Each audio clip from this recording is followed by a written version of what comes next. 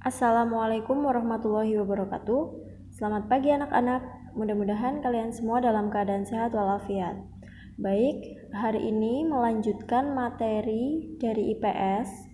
Tadi kita sudah belajar tema 3, subtema 1. Nah, sekarang kita lanjutkan pada IPS tema 3, subtema 2. Pada IPS tema 3 subtema 2 ini membahas tentang keberagaman makhluk hidup di lingkunganku. Ya, jadi sebelum kita belajar, kita tentu tahu ya, makhluk hidup itu mempunyai tempat hidup yang berbeda-beda. Ada yang hidupnya di darat, ada yang hidupnya di air ya. Nah, tempat hidup makhluk hidup itu disebut dengan habitat ya, habitat. Nah, apa saja sih habitat hewan dan bagaimana karakteristiknya? Di sini kita akan membahas habitat hewan maupun tumbuhan yang hidup di gurun, kemudian di air tawar, air laut, dan padang rumput. Kemudian setelah itu kita akan belajar manfaatnya, manfaat dari sumber daya alam hewani tersebut. Oke, yang pertama gurun. Yang pertama adalah habitat gurun.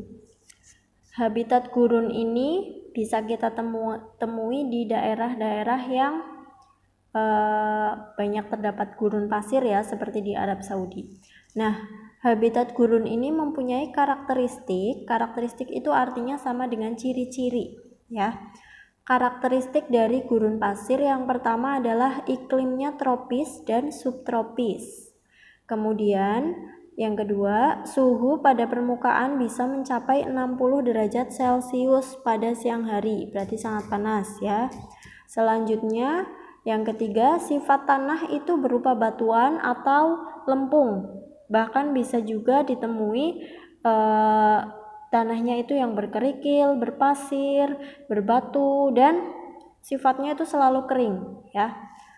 Nah, jenis hewan yang hidup di padang pasir, ciri-cirinya adalah memiliki tubuh yang kecil, kemudian hidupnya ada di lubang-lubang. Selanjutnya mencari mangsa di malam atau di pagi hari. Contohnya adalah kalajengking, ular, kadal, serangga, dan laba-laba. Jenis-jenis hewan tersebut biasa banyak ditemui di daerah gurun pasir. Kemudian ada juga tumbuhan. Contoh tumbuhan yang bisa hidup di gurun pasir adalah kaktus, kurma, dan akasia. Ya, tentu kalian sudah pernah mendengar nama-nama tumbuhan tersebut.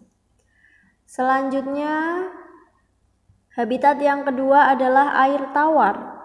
Habitat air tawar. Pada habitat air tawar ini memiliki karakteristik yang pertama, kebanyakan berupa air dari pedalaman. Kemudian yang kedua, karakteristik yang kedua, kadar garam pada air tawar sangat rendah. Airnya tidak asin ya. Kemudian yang ketiga, habitat air tawar ini meliputi sungai, kolam, danau, dan rawa.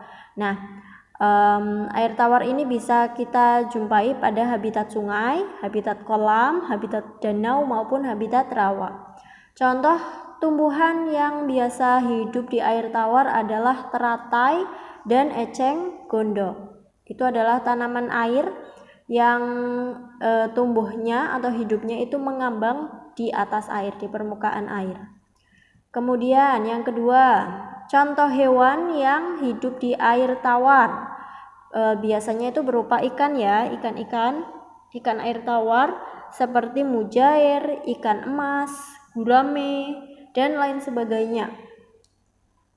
Kemudian selanjutnya habitat berikutnya adalah habitat laut. Nah, habitat laut ini terbagi menjadi dua macam, yaitu habitat air laut dan habitat pantai. Apa sih perbedaannya? Yuk kita bahas satu persatu. Kalau habitat air laut atau disebut juga sebagai habitat bahari itu memiliki karakteristik yang pertama, airnya itu memiliki kadar garam yang tinggi ya, makanya air laut itu rasanya asin karena punya kadar garam yang tinggi. Kemudian yang kedua, habitat air laut itu terbagi menjadi dua, yaitu fotik.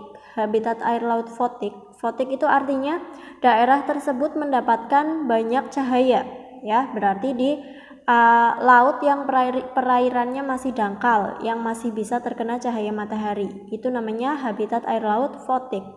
Kemudian yang kedua adalah habitat air laut afotik. Itu kebalikannya, adalah habitat air laut yang kurang mendapatkan cahaya.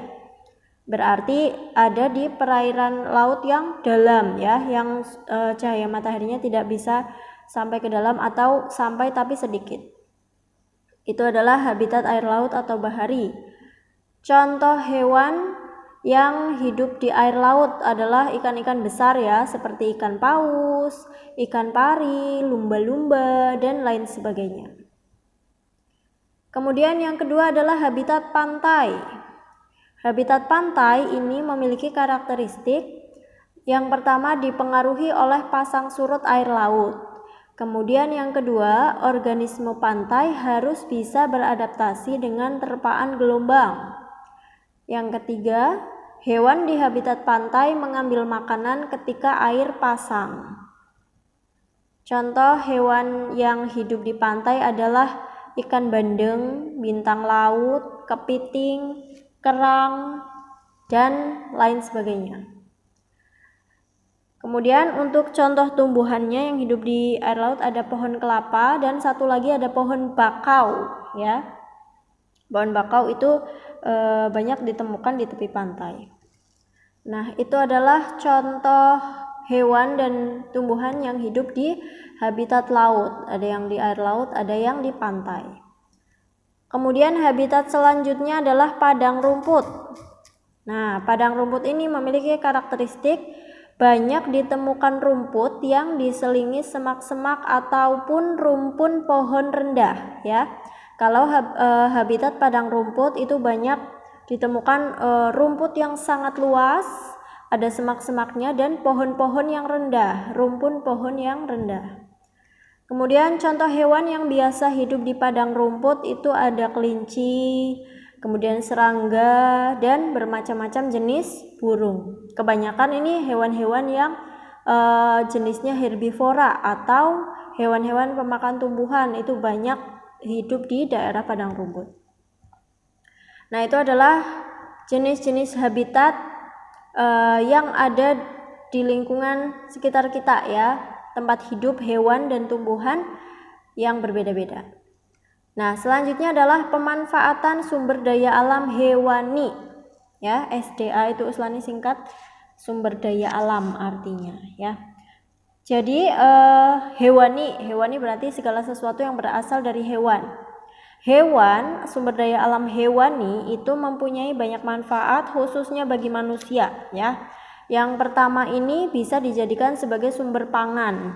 Contohnya adalah daging-daging, ya, daging-dagingan, terus telur, itu adalah sumber daya alam yang bisa dijadikan sumber pangan, ya. Contohnya kambing, sapi, ikan, ayam, burung, itu adalah bisa dijadikan untuk sumber pangan manusia. Kemudian yang kedua, manfaat SDA hewan yang kedua adalah peternakan. Peternakan adalah pembudidayaan hewan ternak, ya. Nah, di sini peternakan dibagi menjadi 3 macam, ya. Ada peternakan hewan besar, berarti hewan-hewan yang besar seperti sapi, kerbau, dan kuda. Ada juga yang kedua peternakan hewan kecil, itu seperti kambing, kemudian domba, biri-biri, itu masuknya peternakan hewan kecil. Dan yang ketiga peternakan hewan unggas, itu seperti ayam, burung, itik, ya, itu peternakan hewan unggas. Kemudian manfaat yang ketiga adalah dijadikan sebagai perikanan. Nah, perikanan pun ada bermacam-macam, ya. Ada perikanan air tawar, itu budidaya ikan emas misalnya. Kemudian perikanan air payau, ada perikanan air payau. Kalau air payau itu adalah air yang bercampur antara air asin dan air tawar, ya. Contohnya perikanan air payau adalah ikan bandeng. Kemudian yang ketiga adalah perikanan air laut. Contoh ikan yang dibudidayakan adalah ikan tuna dan ikan teri, ya. Kemudian manfaat yang keempat adalah sebagai hiasan. Sebagai hiasan. Contohnya adalah kulit ular ya. Kulit ular itu bisa digunakan untuk membuat tas ya. Kemudian gading gajah itu digunakan untuk hiasan. Kepala rusa juga bisa digunakan untuk hiasan.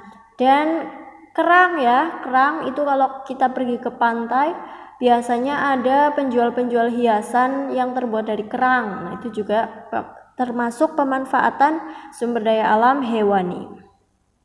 Kemudian manfaat yang kelima adalah sebagai tradisi budaya. Sebagai tradisi budaya. Contohnya di sini adalah tradisi budaya di daerah Madura. Itu ada tradisi yang namanya karapan sapi. Nah, karapan sapi ini adalah salah satu tradisi budaya di mana orang yang melakukan karapan sapi ini mengadu sapi yang mereka punya, kemudian dijadikan pacuan gitu, yang sampai garis finish terlebih dahulu, terus dia yang menang. Itu adalah tradisi budaya. Kemudian yang terakhir adalah sebagai energi. Nah, sumber daya alam hewani juga bisa berfungsi sebagai energi untuk membantu bidang pertanian, misalnya membantu Pak Tani untuk membajak sawah dengan menggunakan tenaga kerbau. Kemudian selain itu bisa juga kuda dimanfaatkan untuk menarik delman ya. Itu adalah manfaat dari sumber daya alam hewani. Baik, itu saja untuk materi tema 3 subtema 2 pada hari ini. Alhamdulillahirrahmanirrahim. Mudah-mudahan kalian semua bisa memahami apa yang Uslani sampaikan. Terima kasih atas perhatiannya. Wassalamualaikum warahmatullahi wabarakatuh.